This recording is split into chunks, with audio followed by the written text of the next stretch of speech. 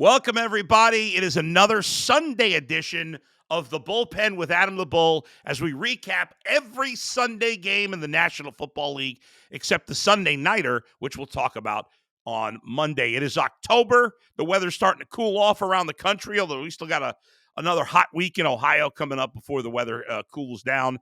Neither Ohio football team was very hot. They both got clobbered today, but a lot of interesting games to talk about. Some teams bouncing back from bad losses. Some teams faltering after quality wins. We'll tell you what happened in the picks and all of that coming up on this edition of the Bullpen with Adam the Bull, brought to you by Bet Rivers. By the way, I'm sure you all follow our weekly picks.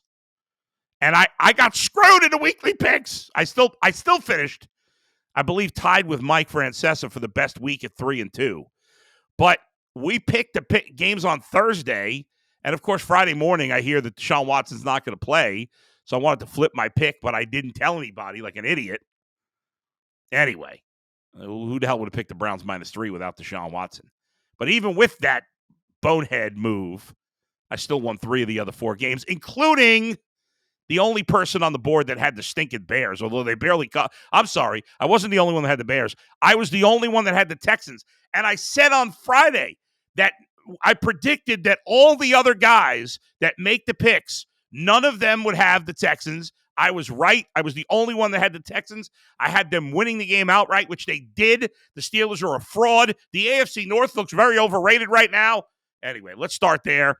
Let's talk about all the AFC North teams because 3 of the 4 look terrible today. The only one that looked good, the Baltimore Ravens. They beat the Browns 28-3. On Friday, it looked like Deshaun Watson wouldn't play. It became official this morning, and the Browns looked like they had no chance. They went with backup Dorian Thompson-Robinson, and this is why I tell people all the time that preseason means nothing. People get excited over these quarterbacks that put up big numbers in the preseason. Now, I'm not writing off Dorian Thompson-Robinson for his whole career, but I find it awfully ironic that on Friday when on my TV show, when we learned of the news of Deshaun Watson, I said, hey, if Watson doesn't play, I'm obviously changing my pick and picking the Ravens. And all my colleagues there said, no difference. I'm still picking the Browns. They were all nuts. We've clearly seen that. Dorian Thompson-Robinson was hideous. I don't think he made one good throw the entire game. It was absolutely awful. He was terrible. Fans are complaining, and my fellow colleagues are complaining about play calling. That's absurd. Every time the Browns lose, we hear whining and crying about play calling. The Browns didn't lose because of play calling. They lost because of their quarterback. Now, I'm not killing him. He's a rookie and a 5th-round pick that got thrown into action this week. Against a pretty good team in Baltimore. What are you going to do? I didn't have many expectations. That's why once I knew he was probably starting, I expected the Browns to lose the game. The defense wasn't great, but it wasn't terrible either. What chance did they have? The offense couldn't move the ball. When the offense can't move the ball, it puts too much pressure on the defense. And the Browns defense that has been great was mediocre, and they lost 28-3. They were never really in the game. They couldn't move the ball at all. They couldn't run. They couldn't pass. They were terrible. And the Browns dropped to 2-2. They're tied with the Steelers at 2-2 for second in the AFC North. Obviously, the Ravens are in good shape right now. They're 3-1, and they're 2-0 in the division, wins over the Bengals and the Browns. Speaking of those Bengals, they got their first win last week. They got destroyed by the Tennessee Titans this week, 27-3. Now, this is a weird game. First quarter, Bengals get it first. They march right down the field.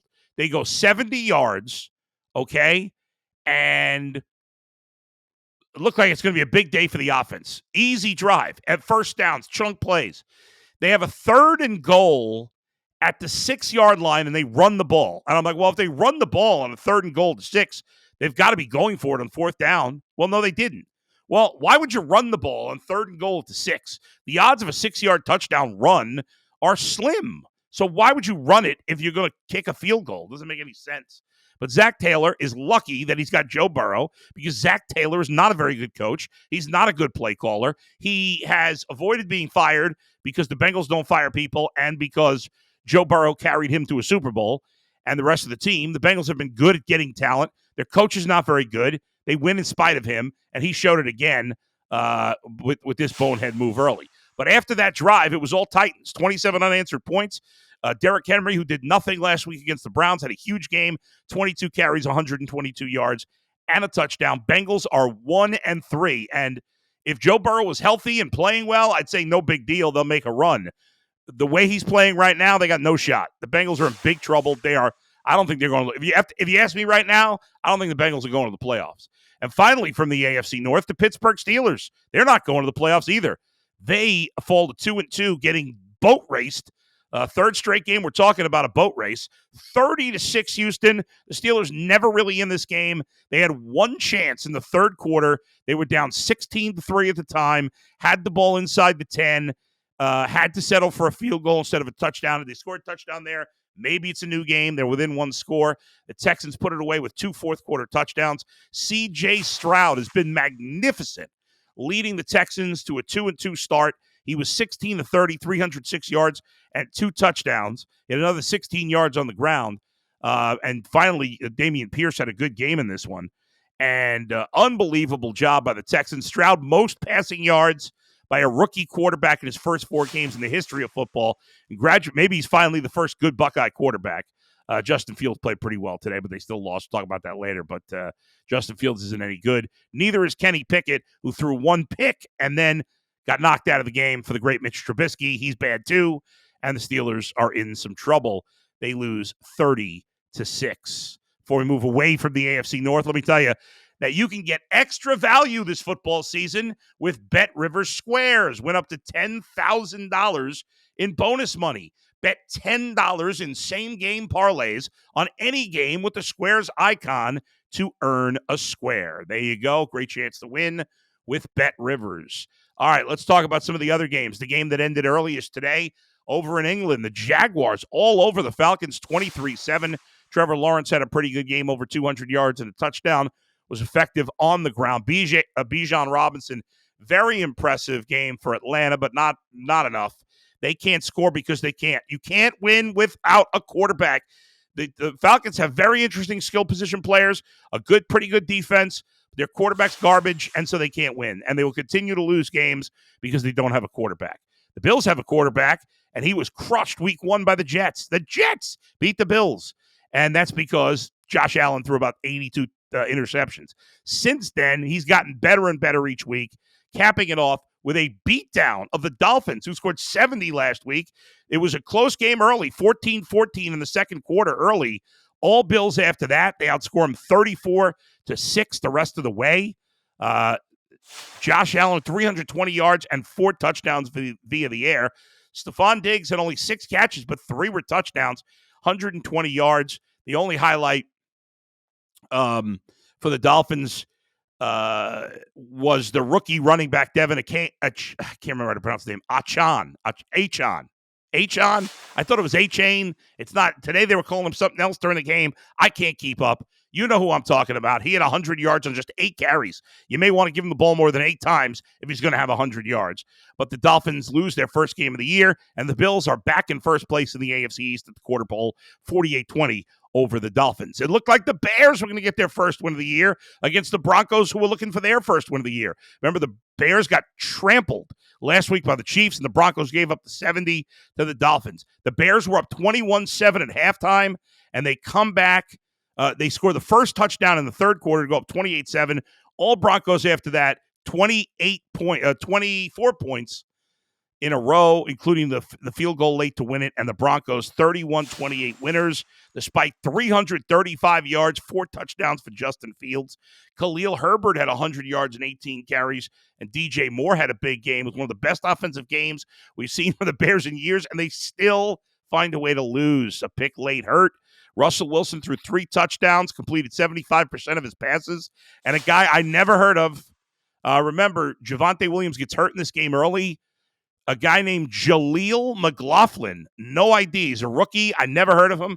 He went to Youngstown State right here in Ohio, which is a 1AA school or what FCS, and he got an opportunity, and he made the most of it. McLaughlin, 7 carries for 72 yards, and he had 3 catches for 32 yards, including a touchdown.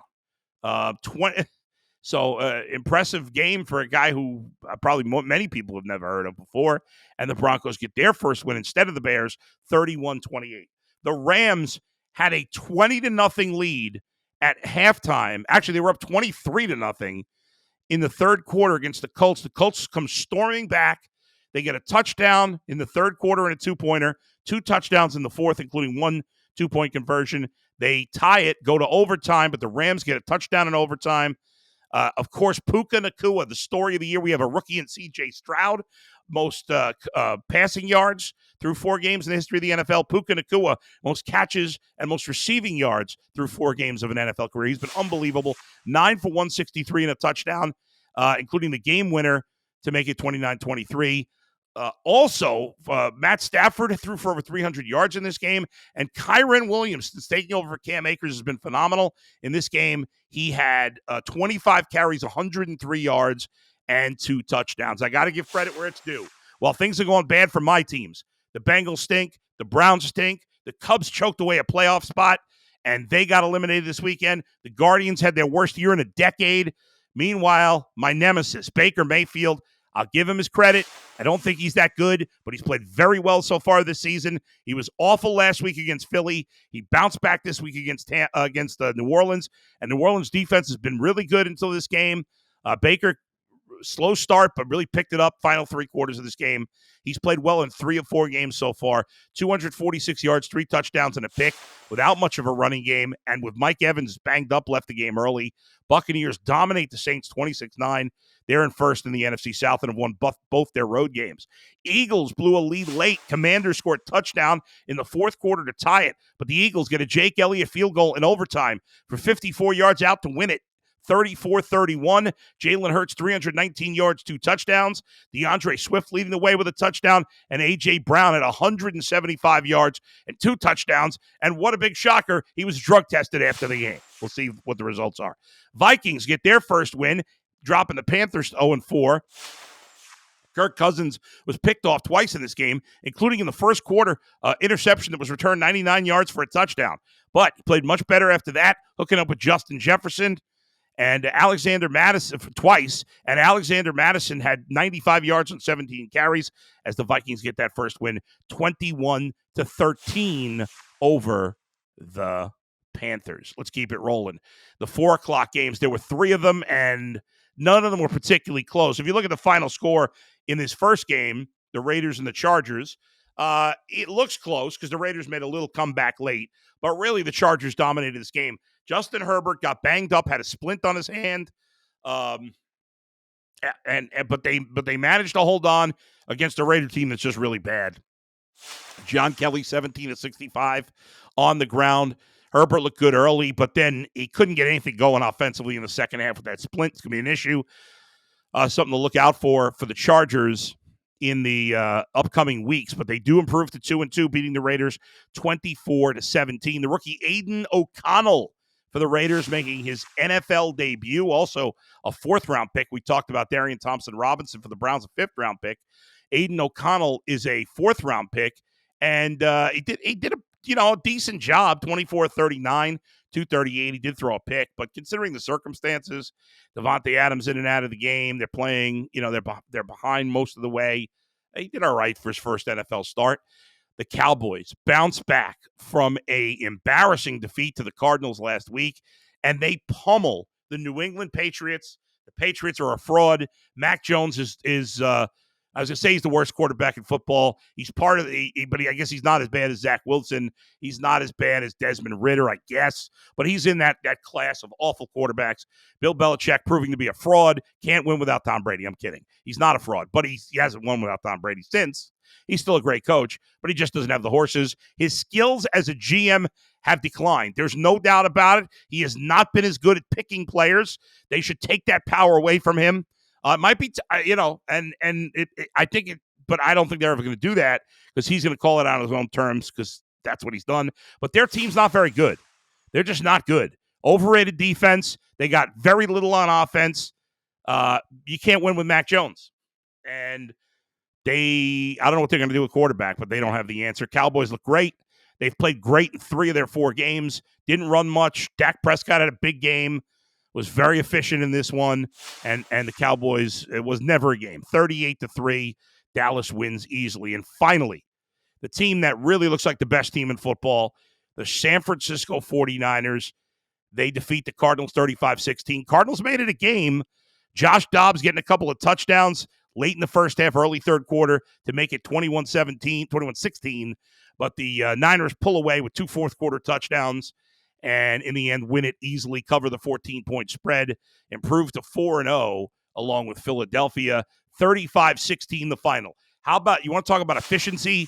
Brock Purdy was 20 of 21 throwing the ball, 20 of 21 for 283 yards and a touchdown. Christian McCaffrey, 20 carries, 106 yards and 3 touchdowns. And then through the air, 7 catches, 71 yards and a touchdown. They won 35-16 despite getting essentially nothing out of Deebo Samuel. Deebo didn't catch a single pass in this game. It was very weird. They didn't even target him in this game. 3 rushes for 6 yards. That's it for Deebo. Brandon Ayuk came back from injury at 148 yards on 6 catches. But it was the Christian McCaffrey, Brock Purdy show. McCaffrey's amazing. One of only 6 running backs to have 125 yards and a touchdown from scrimmage in the first 4 games of his career. Jim Brown did it. I think Emmitt Smith did it. Billy Sims did it. O.J. Simpson, I believe, did it. McCaffrey's amazing. He's the best back in football. There's not even a debate. He's the best back in football. There's no conversation. There's no argument for anyone else. And on this team, right, listen, Brock Purdy's not lost a game that he started and finished. Not one. Not one game last year, not in the playoffs, and not this year so far. Every game that he started and finished, he's won. That's crazy. He's good. He's better than Jimmy Garoppolo. I don't care what anybody says. I watch him play all the time. I'm always watching the Niners because I got Brock Purdy on a couple of fantasy teams, and I got Christian McCaffrey on my biggest fantasy team. And so I watch the Niners a lot at 4 o'clock. I've seen most of their games. I've seen every one of their games this year. Obviously, I'm watching almost all really all the games, at least a little bit.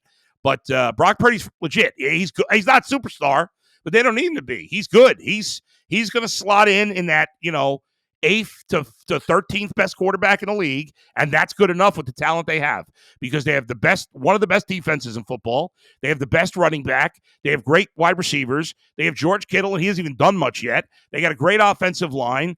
They got the best fullback. I mean, what do you need? They're unbelievable. They stay healthy, along with the Chiefs and the Bills, the same 4 teams. Philadelphia look like the 4 best teams again. It's early, and the Chiefs probably just run roughshod over the Jets tomorrow. All right, or tonight, I should say. All right, thank you, everybody, for joining me, as always. Tomorrow we'll go more in depth in what happened in the Browns' bad loss to the Ravens as they get ready to get on their bye. Thanks to Max. Thanks to Monzo for producing. Thanks to all of you for listening and watching. I'll be back, as always, tomorrow. Where else but right here in the bullpen with Adam the Bull, brought to you by Bet Rivers. See you, everybody.